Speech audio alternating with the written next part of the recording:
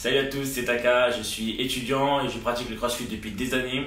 J'ai beaucoup changé physiquement avec le crossfit au niveau des épaules, au niveau des cuisses, j'ai pris en muscle, j'ai perdu du gras. Bref, il s'est passé plein de choses et dans cette vidéo, je voulais vraiment vous montrer ma transformation physique grâce au crossfit.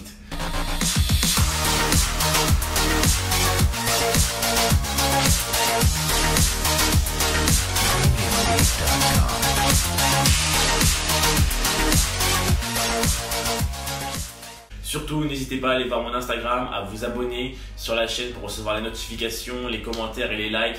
Ça me ferait super plaisir.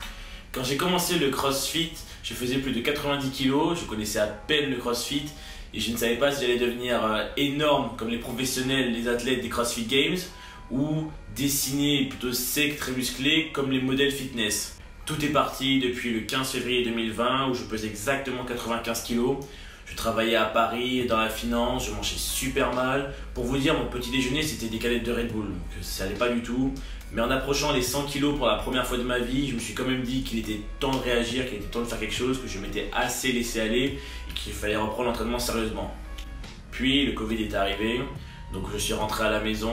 Heureusement que chez moi nous avions une barre d'haltérophilie et des poids, donc j'ai quand même commandé des haltères.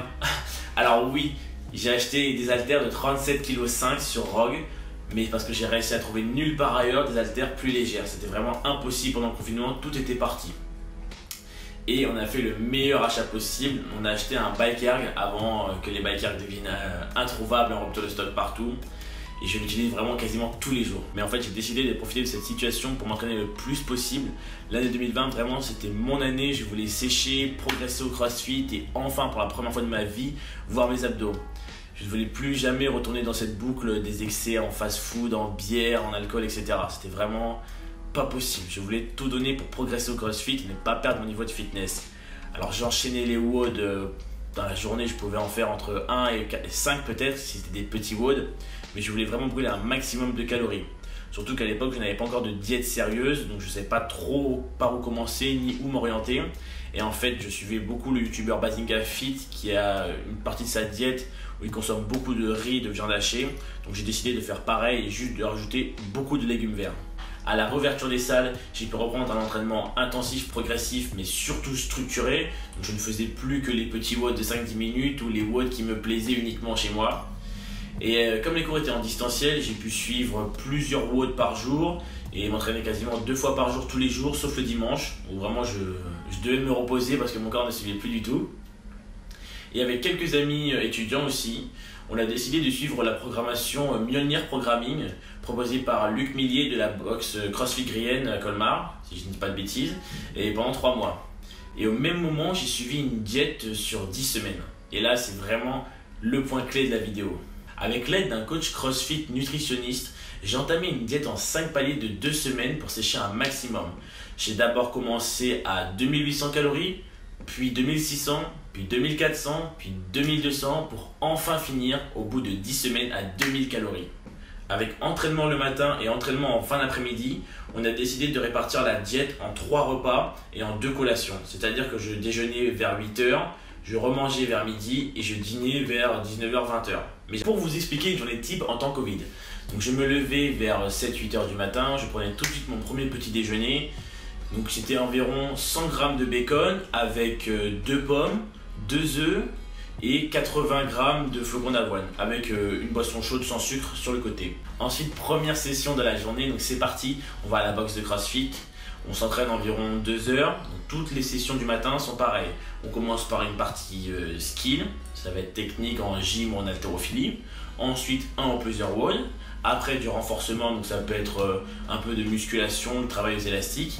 Et si on a encore de l'énergie, il peut y avoir une partie bonus. C'est-à-dire qu'on va peut-être travailler, si on a le temps, sur du squat, de la natation, de la course. Vraiment, ça varie pour être assez complet comme athlète. Et ensuite, après la session du matin, j'avais le droit de prendre ma collation qui était donc une banane et 20 g de chocolat noir à 90%. Donc ce qui faisait environ 2 carrés. C'était pas grand chose, mais ça suffisait vraiment pour tenir la session avant le repas du midi. Vers 13 h, lors du repas, d'ailleurs encore aujourd'hui je mange quasiment la même chose, même si les quantités ont varié, c'est globalement la même chose. Je fais tous mes repas à l'avance pour que ce soit bien prêt, pour que j'ai le temps de peser et que les quantités soient respectées. Vers 13 h, l'heure du repas, je mangeais donc 250 g de riz pesé cuit, avec minimum 250 g de légumes verts pesés crus et 150 g de blanc de poulet ou de viande hachée à 5% de matière grasse. Donc je mangeais la même chose le soir, juste je pouvais varier mes sources de glucides, par exemple remplacer mes pâtes par du riz ou par des lentilles ou du quinoa. Il suffisait d'adapter ou d'en parler à mon coach. Le soir, en général, je fais le WOD avec une classe et après du renforcement purement musculation ou un travail technique sur la gym ou l'haltérophilie si j'ai encore de l'énergie. Le soir, je rentre en général vers 21 h, je prends mon dernier repas et ensuite je finis par un go WOD et je vais me coucher. Et au final, mes résultats. Donc les résultats ont été bien meilleurs que ce que j'avais pu imaginer parce que là, je vous ai décrit seulement ma première semaine de diète. Et donc j'ai tenu 10 semaines ma diète. Je vous cache pas que ça a été très compliqué. Il y a des moments, j'ai été très fatigué. Quand je devais sortir avec des amis au bar ou en spray, c'était un peu compliqué de gérer le sommeil, l'alcool, etc. Plusieurs fois, j'ai eu envie de commander des kebabs, des pizzas. J'ai fait des écarts comme tout le monde. Une diète, je pense qu'on ne peut pas la tenir à 100%, mais qu'il faut maintenir vraiment une certaine rigueur tout du long et continuer de s'entraîner, de croire aussi, d'être patient parce que ça prend beaucoup de temps, beaucoup d'efforts. On ne voit pas tout de suite les résultats arriver, mais il faut y croire. Moi, mes performances ont explosé alors que tout le monde me disait que j'allais perdre sur mes barres ou que j'allais un peu galérer. Finalement, j'ai passé mon premier squat clean à 100 alors qu'avant je ne l'avais jamais réussi. C'était peut-être aussi au niveau de la charge d'entraînement qui avait beaucoup augmenté. Mais même j'étais plus en forme, j'étais plus léger sur la gym. Donc j'étais plus confiant lorsqu'il fallait faire des muscle-up. Je courais plus vite. J'ai passé mes premiers muscle-up ring d'ailleurs, même si la technique laisse encore à désirer. Et donc au niveau du poids, à la fin de la diète, j'ai fini à 78 kg et j'ai même réussi à approcher de 77, 76 un peu plus tard. Mais donc je suis très content parce que quand j'ai commencé le CrossFit, j'approchais les 100 kg. Il s'est passé des périodes compliquées quand j'étais à Paris, que je pesais 95 kg. J'ai fini, j'étais quasiment à moins 20 kg. Enfin, c'est génial, c'était vraiment incroyable. Tous mes efforts avaient payé, et même mes barres. Donc quand j'ai fini ma diète, j'avais pris 15 kg sur mon snatch, ce qui est une performance. Enfin, pour moi, selon moi, c'est des progrès de débutant. C'est incroyable de prendre autant de poids.